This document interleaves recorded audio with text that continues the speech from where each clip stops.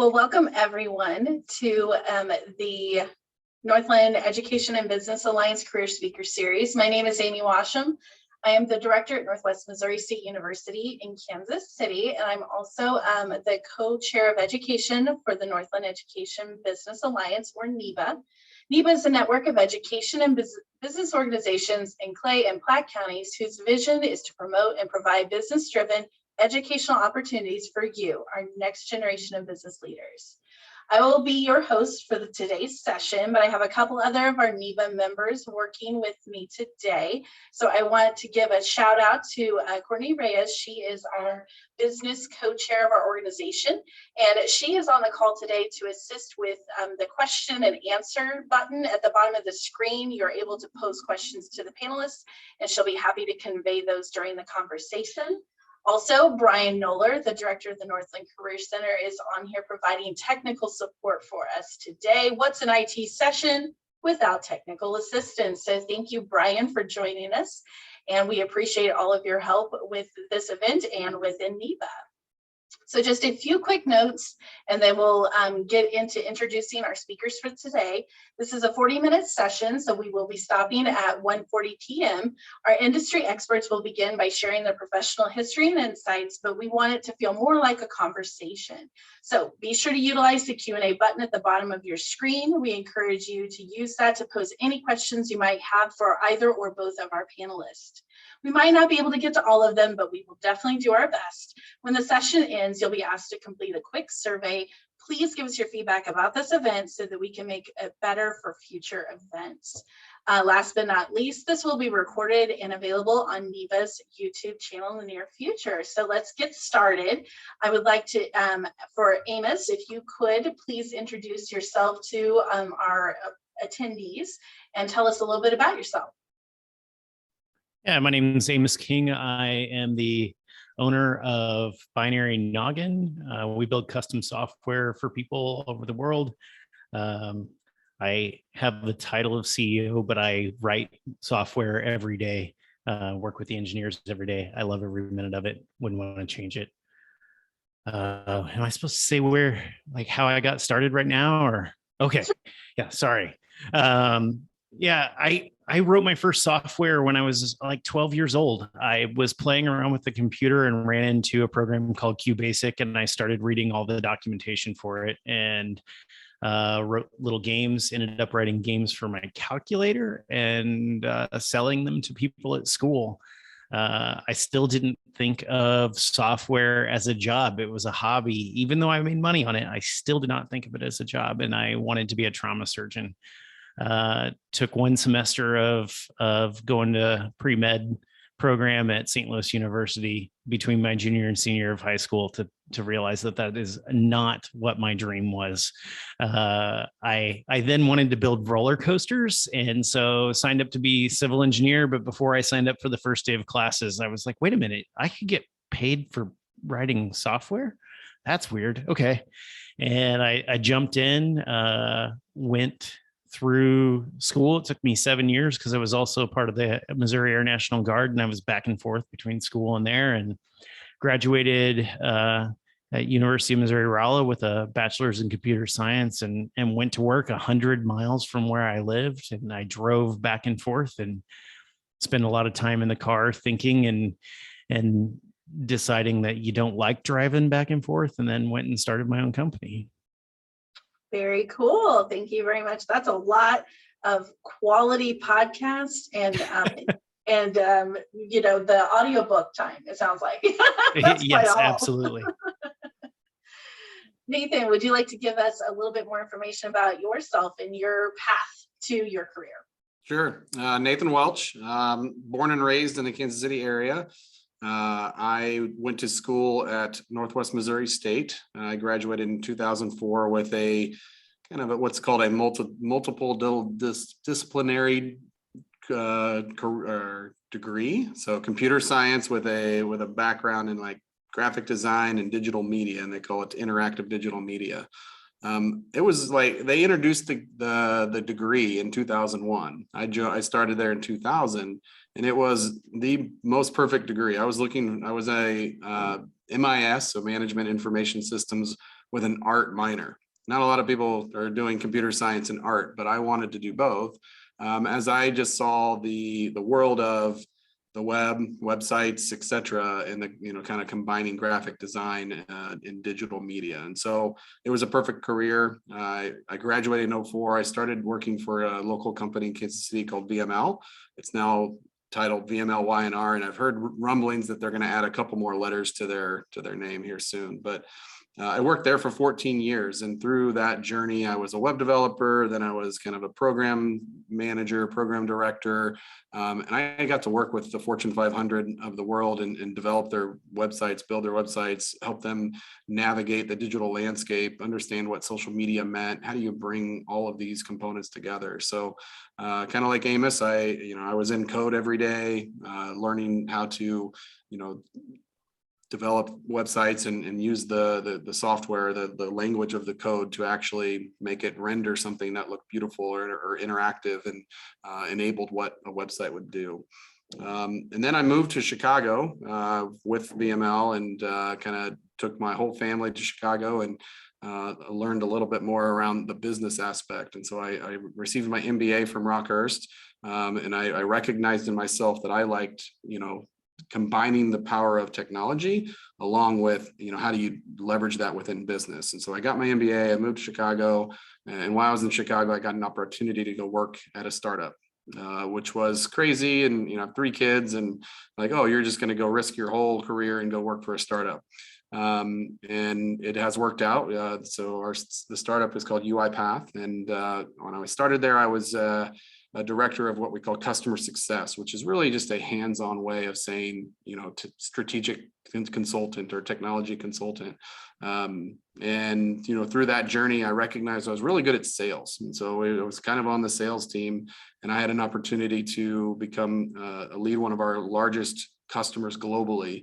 And so now I'm on our sales team, and I am the kind of strategic account manager for one of our largest customers in the globe for UiPath. And so it's kind of a interesting journey as, going from web developer with computer science and thinking I just wanted to be a graphic designer that understood how to build websites, to jumping into a startup, getting my MBA, and now kind of in the circles of the business world. Awesome, thank you. Just want to let everyone know that's attending, please feel free to utilize the Q&A function at the bottom of your screen, and we'll incorporate your questions as we move along. Just to start off, Amos, could you tell us what a normal day would look like for you? Yeah, I'll start with what it is today after having kids, and now I'm a morning person. I used to not be. I get up and I come in probably about an hour before anybody else because I like to have a little time to plan out my day, and that's when I do it. I read through emails and look for anything that's really pressing to be taken care of. Most of the time, luckily, there's not a lot of that. And I start looking at projects that we're working on and whatever client that we're working with. And when we're building custom software, I dig through and say, hey, what did we do yesterday? What's the priority for today? And what are we going to work on? I typically start opening up tools to monitor softwares, type software editors for editing. I get everything open and I read small bits of functionality that I need to create, and I start going after getting that done and getting it out the door so that users can use it as soon as possible. Awesome. Nathan, what does your normal day look like? I'm in the same boat. I have 3 small children, and so if I want to get something done before they get up, you have to get up early. So, but yeah, my normal day pre-COVID, I was traveling a lot. I would travel to be on site with clients, to meet with them, understand kind of their program and their initiative and how they're leveraging our software to drive business results within their organization. Post-COVID, a lot of Zoom calls and a lot of meetings. Several internal for work, working through our strategy, how we're selling our software, how we're going to market, how we're using in positioning our software to sell it to our clients. But I'd say 80% of my time is client facing. So the customer that in which we work with, I have a global customer. I work with 40 to 50 different offices from around the globe. And so, time zone becomes a little bit of an issue. And so there's not unlikely that I'll have a 6 a.m. meeting and a 6 p.m. meeting with people from around the world. So, generally I'll meet with, the UK or any people in Europe in the morning, and then I'll meet with folks in, let's say, Australia or Asia in the evenings. And then, throughout the day for those in the US. So, but yeah, a lot of client engagement, a lot of working with them, understanding the technical challenges in which they're having deploying our software, and also aligning on strategy on how they're driving business value through the leveraging of our software. Very cool. Very cool. So both of you have kind of touched on your educational path. And that happened just a couple years or more ago, probably for both of you. So in looking now and thinking about high school students now, what would you recommend would be an educational path for them? Are there trainings that they should really look into? Are there certifications? Do they need degrees to get into your career fields? Amos, I'll let you take that. Yeah. So I'm torn on this when I am hiring, and the people that I've worked with. I mean, some of the best and brightest engineers I've ever worked with have never had a degree, and then some of the other best and brightest I've worked with have a degree. And I think a lot of it is personal style of how you learn. For me, sitting in a classroom and having somebody talk to me and interacting with the other students was like the best way for me to learn and to spread it out over time. I also loved mathematics, so it was really good. I got to take a bunch of math classes. But for other people, there are short-term intense programs that are like really dedicated to one type of programming, and you can do that for 8 hours a day for a few months. And some people thrive in that situation. Some people thrive working at home on projects. Like if you just like to get your hands dirty and which weird in a non-mechanic way, but if you like to dig in and solve problems, and there's so many resources online, and getting ahead so that you can figure out which one of these classrooms you would be better in. Like, really, I think that's the key is, learning before you have to learn, I guess is it. And I think that's what really drove me, was trying to solve those little problems. And find what works for you on those problems. Find something interesting that you want to solve, and then go figure out how to solve it. That could be working on hardware. I have stuff right here working on a secure hardware system that deals with sucking natural gas out of the ground. Home automation equipment. Like if you want to figure out how to make your lights come on in your bedroom whenever you walk in at night, and maybe slowly fade through the night, like just find something that's interesting to you and make it happen. Very cool. So Nathan, what kind of degrees, trainings, certificates would you recommend? Yeah, I really like what Amos said around find what works for you, the learning experience. I will never trade my college experience in my life. It's a path, but it was the time in which I grew the most as an individual. It allowed me to grow and become more independent. And so I don't look at college or courses or things that you're learning as black and white as, hey, go to school, get a degree. That is one component of this whole trifecta, to where you need to, one, align your passion and the way that you learn with a learning experience that works for you to gain the skills that you need to be marketable, employable, etc. But then couple that with a individual personal experience of college or just life in general that allows you to be a complete whole, and not just, hey, because I can hire anybody that's taken a course. I can hire anybody that has a degree. But what I can't hire is some of those intangible things that you gain as you're going through a degree program or going and being on campus at a university. So specifically for the industry which I'm in, which kind of has a lot of names, there's a lot of pieces where our software is at, but at the end of the day, it's automation, and it's digital automation, and it's the core, the technology at the core is called robotic process automation. It's a fairly new industry in a way. It's kind of just come on the scenes in the last 3 to 4 years.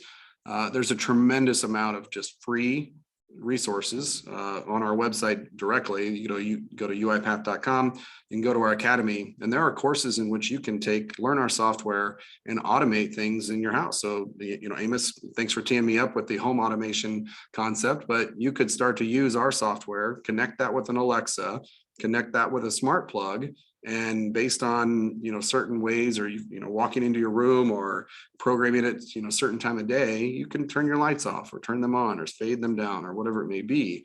You can start to connect, and I'm sure Internet of Things will come up in your life, and you connect all of these pieces together, and it's that curiosity in finding things that you like, and find the ways that you like to learn, hands-on, book-led, whatever it may be. But don't look at it as black and white of, hey, I'm going to go take a course, therefore I'm going to get a job. Think of it as, what am I going to get out of this? That is a life experience that makes me a well-rounded individual. And then I can add that to the things that I like and the things that I enjoy, etc. So. That makes a lot of sense. That value added to you as a person, to help you meet, your desires and matching it with your passion. That's very good. Kind of digging in on the less formal of learning side, you've already touched on it, Nathan, but I didn't know if you wanted to bring out some very specific things. When we think about essential skills, some people call them transferable skills, others call them soft skills. What are some of those that you have found have been most beneficial for you? Yeah, and this is a kind of a hot button for me as far as why I kind of did start to gravitate towards kind of those soft skills or intangibles. Having these soft skills, having these transferable skills are going to set you apart.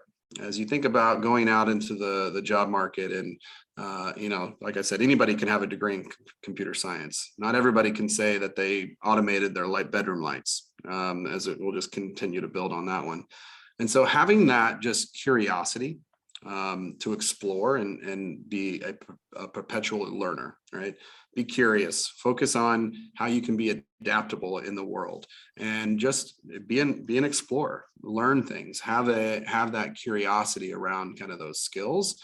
That will give you some just the ability to kind of, build a learning mindset and align with what you like to learn around what purpose you have. And so another kind of soft skill is be purpose driven.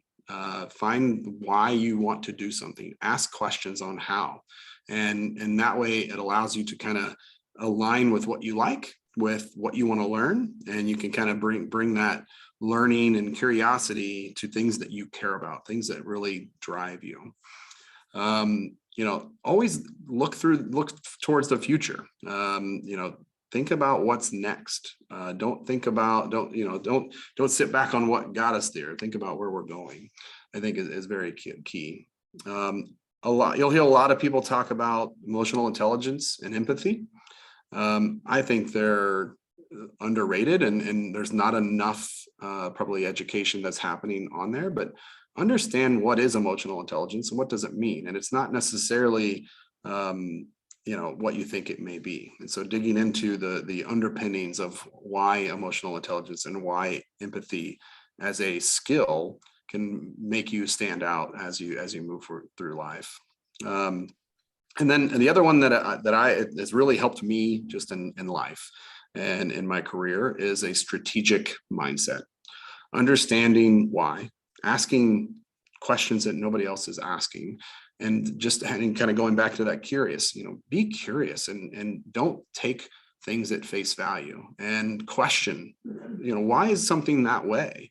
And, just having that strategic thought to say, why do these two things go together? And if they don't, having the problem solving skills that nobody else does to bring something new forward. So I kind of rambled in lots of different ways, but if you think about, your emotional intelligence, empathy, strategy, strategic mindset, and just be curious, always be learning, always look for things there. You're going to have the skills that people are wanting, because then when a problem comes to you, or you're in a corporate situation or a business situation and a new problem comes up, you're going to be the person that, one, is curious enough to ask the questions as to why or how, or things that are open-ended.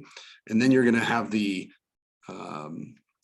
purpose or the drive to then say, hey, how do we solve it? And then your problem solving skills kick in. But I'll end on the most important thing, and that's being humble and being vulnerable. Everyone in life gets where they are because of the way that they operate, and humility is one thing that there's just not enough in our world. Being from the Midwest and our core Midwestern values, I think there's probably more humbleness within the Midwest, but bringing that humility to say, hey, I don't know all the answers, but I'm willing to do the work to find out. Or, hey, I may be really smart here, but bringing your perspective in a way that's open and looks at the big picture and is inclusive to others. And then that vulnerability, put yourself out there in a way that makes you feel less threatening, or to have that empathy with other people, and allows you to basically serve others, serve who's on your team, be yourself. We from UiPath, we say customer centricity. Like, what are we supposed to do that's right for our customer?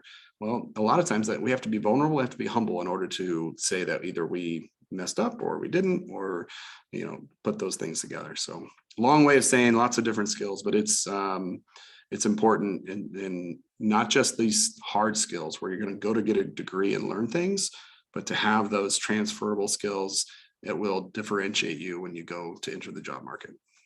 Definitely sounds like a well-rounded person is what can help lead to success, for sure. I would think almost any career path, any industry, any field of study.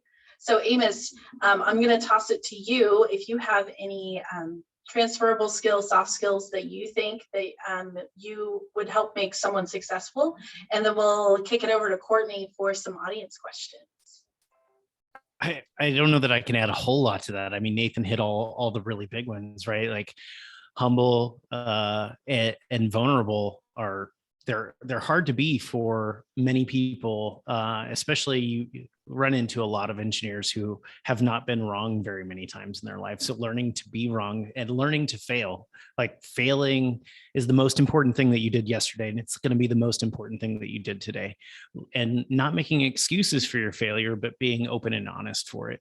And really the easiest way to be vulnerable is to always be truthful, because if you don't have anything to hide, it's a lot easier to be vulnerable and let people approach you about different things.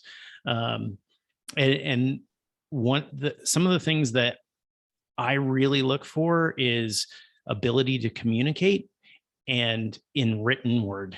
So even if you want to be a tech person, learn to write. Learn to not use pronouns is like one of the biggest things in conversation. That's where I see most of the problems coming from in communicating to other people.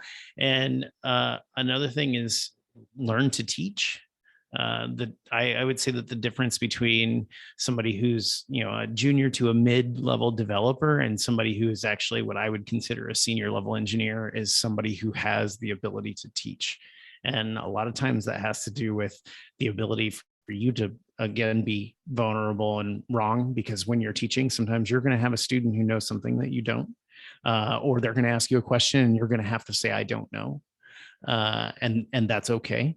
But learning to have patience with other people and work in teams is really important. Thank you. All right, Courtney, what you got? All right, perfect, guys. Your first question from the audience would be, would internships help me get my foot in the door within a company that does a lot of programming? I'll start, Amos, just that's how I got my start. I, at VML, we went on a college tour of advertising agencies, and I saw VML and I was like, all right, I'm going to target that place. I got an internship. I had already graduated. So I took an internship. It was a paid internship, but it was still an internship nonetheless. And I got an internship there, and then that converted to a full-time job. And then I was there for 14 years. So I, just like any kind of, Northland CAPS, some of those, immersive programs that, are available to you now, an internship is that hands-on experience, whether it's paid or not. I mean, ideally it's paid, because then, you can actually get paid for your time, but any experience where you can go in and practice your skills and have a story to talk to about, hey, what problem did you solve during your internship? When you go to interview for the next thing that you're working on, it's invaluable, and it will help you get your foot in the door, not only with that particular company, but also allow you to, practice some skills that you've learned, those hard skills and the soft skills that we've talked about, and will make you more marketable and have more to say when you're faced in that next internship. Or not internship, but interview. Yeah, we have 3 interns right now. So to me, internships, it's a great way for you to learn more hard skills, more soft skills. And another part of it is to make connections. So the people that you work with, whenever you go out and you're looking for your first job in your career, is a lot of the ways that you find those jobs are by the people that you know. And the connections that you've made. And if you've worked someplace, even if they don't have an opening for you at the end of your internship, or, it's been a couple of years, there are going to be people there that you've worked with that have connections outside of that. They're going to be references for you. And being able to put that down on a resume, have a reference for something within the same career field is really important. And asking them, the people that you've made connections with, hey, do you know anybody who's hiring? Where should I apply? And showing that you're, I guess, curious about like where you can head, what you can do, and you're being proactive in your own career development. When people see that, they want to help you.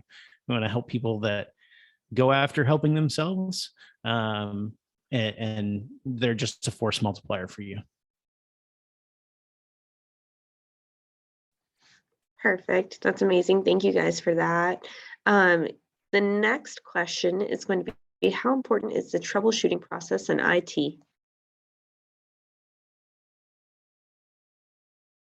Amos, I'll defer to you first, and then I'll add some color. You're going to spend a lot of time debugging. I've heard people say, they're like, oh, I don't need all the debugging tools. I'll just write code that doesn't have bugs in it. That's great. Bugs don't just come from your skills as a developer. They come from misunderstandings. There's all kinds of things. When you get a complex system of pieces working together, there's always places where things don't work quite how everybody assumed that they did. Bugs are not a bad thing, but being able to find them and those skills of like just a simple one is just splitting it. Like if you have a bug, split a system in half and figure out which half it's in and split that in half. Just anything that you can do to save time, because when you're debugging, usually you don't know what's going on. And so that exploring, but going back to earlier, when you're trying to build your own thing and you have that curiosity, those same skills are the ones that apply to debugging, the ones that are like, how does this thing work? That's what applies. So you can learn those skills on just about anything and then bring them back into software as you grow. Yeah, and just the direct question of how important is, I'm just going to say troubleshooting process, not necessarily not only in IT, but troubleshooting in general in life. Like you're just going to experience all these different things. Like, what's going on? Like right now I've got like, why doesn't my refrigerator work? Right? Like what's going on with that? What is that process? What's the, trial and error? What's your solution hypothesis? Like go back to the scientific method, but troubleshooting in general, especially when it comes to debugging code or understanding why things aren't working when it comes to IT, like 100% it's important.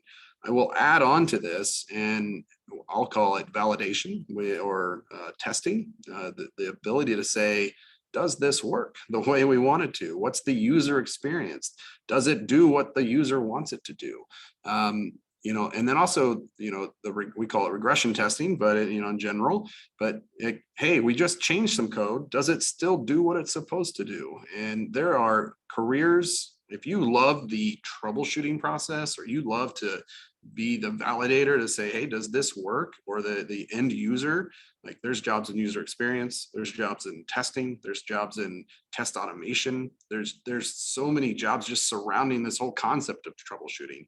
So if you like the coding, but you don't feel like you want to be a coder every day, but you want to be in IT, like look at test automation, look at business analysts, look at the careers that sit around the coding process. You don't have to be a hands-on hardcore developer to be part of the delivery team that delivers software to an end user or to a company. Like there's so many careers in the steps, and it's called SDLC, the software development lifecycle. There's a career in every single step of those. And it's not black and white where, hey, we need 10 developers. No, I need 2 developers. I need 2 business analysts. I need 2 testers. I need 2 validators. I need somebody to project manage this whole thing. There's careers in and out of this whole ecosystem, troubleshooting being a piece of it.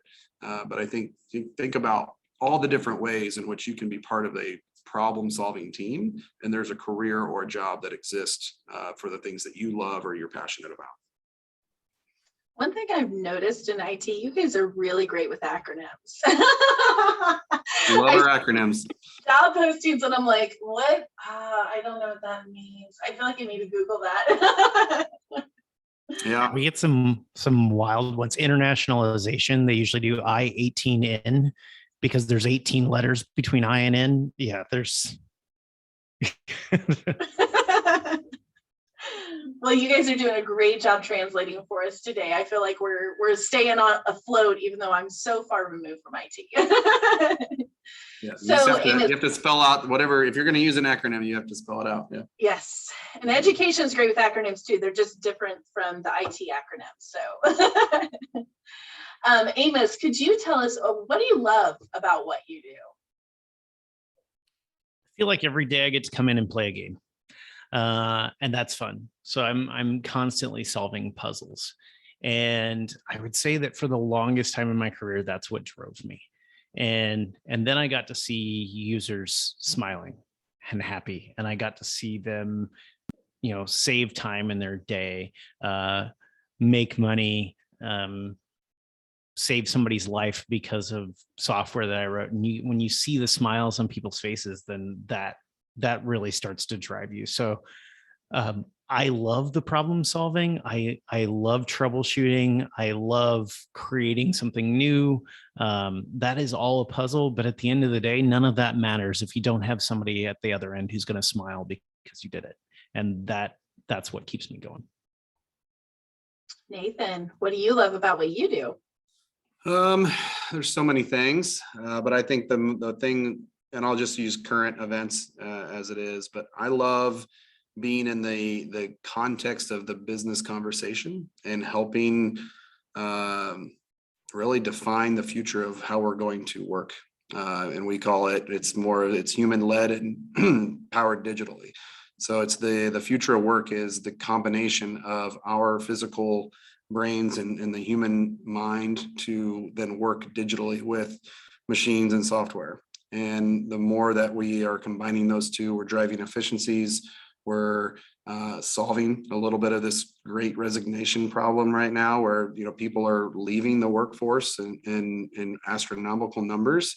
Well, and there's population shortages, and there's in the business landscape, there's do more now, do more faster, make more money, blah blah blah, all the things. But there's just not enough people to continue to do the work. And so the only solve to that is how do we use technology to basically enable a digital workforce to where we have a digital workforce that is led and kind of managed by humans. And so there'll be careers in the next 5 to 10 years where you are maybe managing, you're the manager, but you're managing a fleet of digital workers.